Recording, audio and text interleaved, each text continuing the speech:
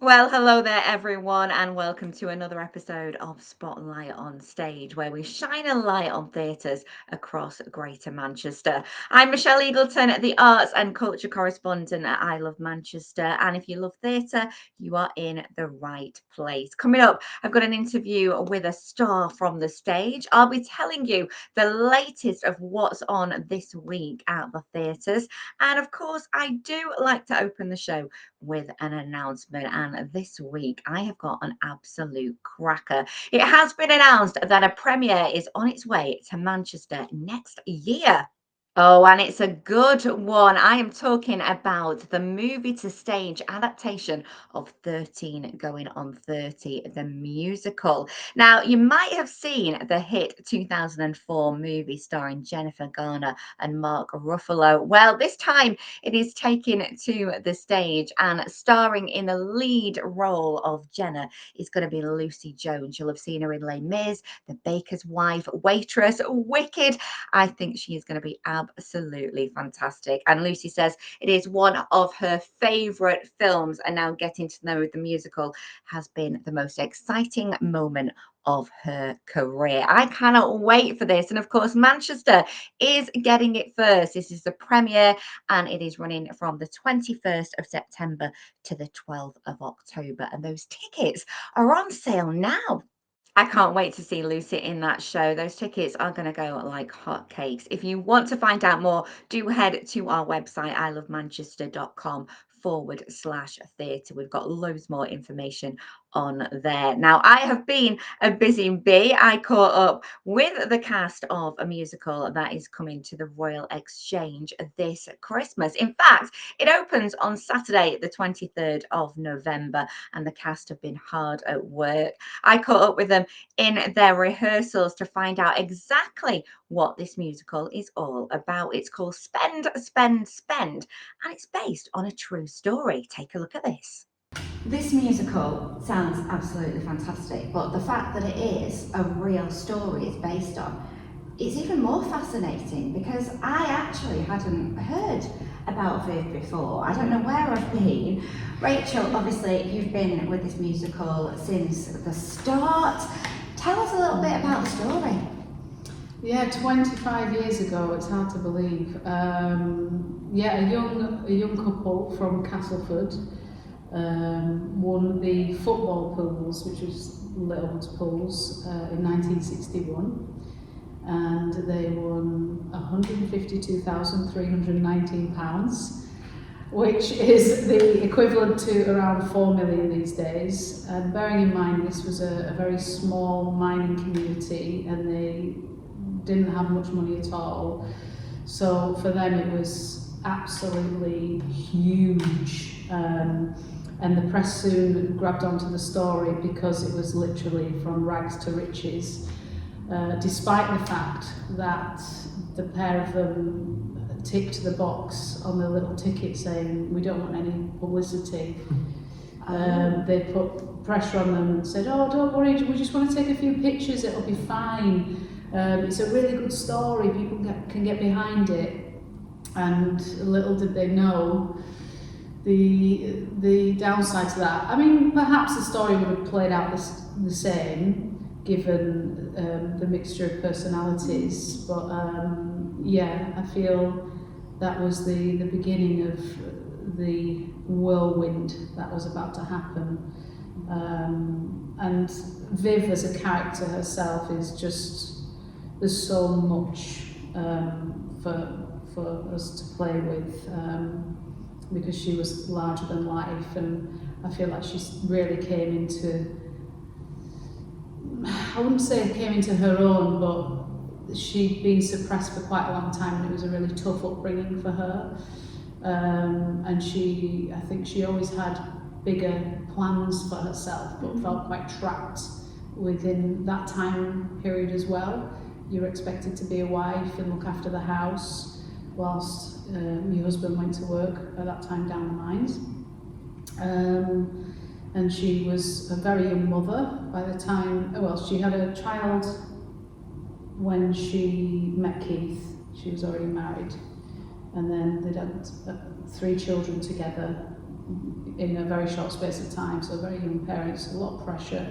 So I think there's that sense of wild abandon as well. You know, we can do what we want now, and it's just such an exciting, thrilling, tragic, funny story, which I think anybody can relate to, no matter where you're from. It's a fantastic. Quite a roller coaster, quite life changing, because that amount of money, as you say, turned her life around, turned their lives around, and we're seeing her at two different stages, aren't we? So, Rose, you're playing young Viv, so you get the beginnings, don't you? Yeah. And I suppose how you meet Keith, who's the next door neighbour. Am I right? Yeah. Are you a nice boy, Keith? I'm a nice boy. I know you're really called Alex.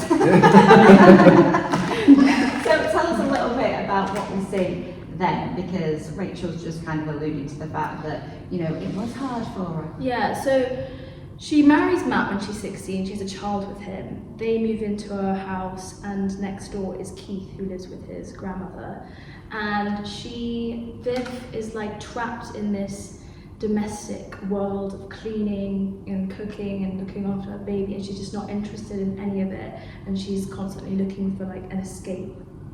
And she sees Keith and she fancies him, and she's like, well, great, oh, that's my escape. And then they get married, have lots of kids. And I think actually interestingly about like trying to get away from, you know, the chores at home and Viv and Keith going to the mines and having a job, when they do get all the money, they are able to get away from that. But I think then the lack of structure in their lives and not really having a purpose anymore is what kind of breaks them apart. Yeah. Because I think it questions about, can money make you happy ultimately? And does it? Does it make her happy? Are we going to give too much away then? Yeah. I think like instant happiness, but maybe not like long term. Yeah, I mean, I think the show answers those questions really well. I think, obviously, like you say, not to give too much away, but I think the further you get into the story, the more. I mean, you know, people aren't stupid. They know that with money comes like responsibility and attention and stuff. But I think that the excess it allows you to have, I think, can sometimes be a bit of a barrier for things that are more important in life, I think. The actual title of the show, Spend, Spend, Spend, is what Viv actually says to the media. That's what I'm going to do. Spend, spend, spend, right? Yeah. How quickly to coin the catchphrase that just is still living to this day. But yeah, there's a real mix of numbers within the show. So you've got the real heightened moments. Everything is sort of larger than life, which I think really does represent Viv, like I was saying before. So there's a bit for everyone to enjoy. You know, you've got extreme highs and extreme lows as well. But the story is just so gripping, and the brilliant Steve Brown has written the most beautiful score. So he pulls at your heartstrings, he makes you laugh, he makes you cry. He makes you cry. He makes me cry every day. Cries every day. Every day, yeah, it was. Yeah, this morning.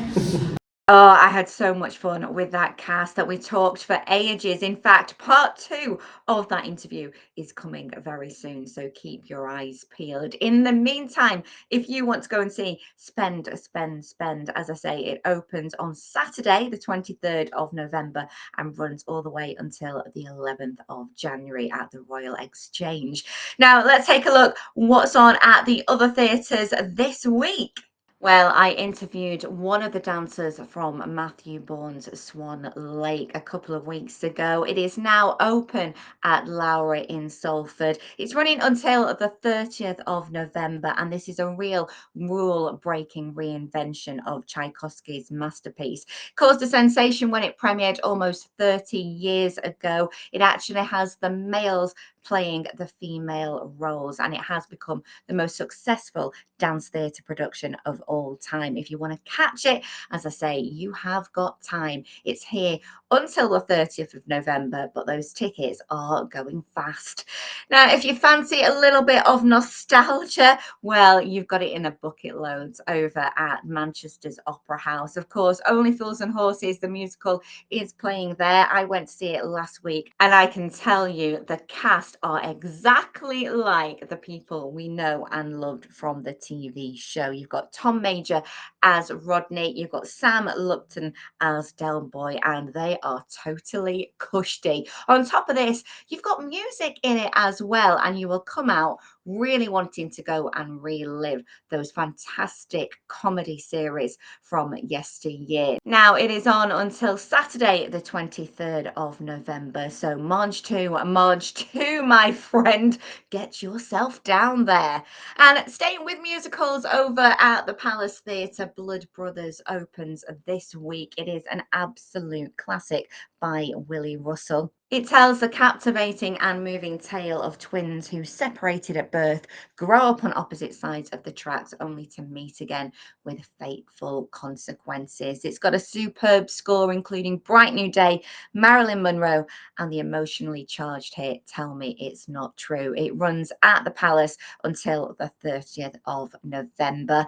And we are getting ready for Christmas, and the offering from the Octagon is about to open. This year it is The Jungle Book. It opens this Friday, and it is based, of course, on the book by Rudyard Kipling. It's a madcap jungle adventure taking you on twists and turns as Mowgli becomes friends with Baloo the bear and an array of other animals. He learns the law of the jungle, but can he outwit the ferocious tiger Shere Khan? They've got music, dancing, and all types of antics in this one. It's for age 5 upwards, and I do think this is a real festive treat.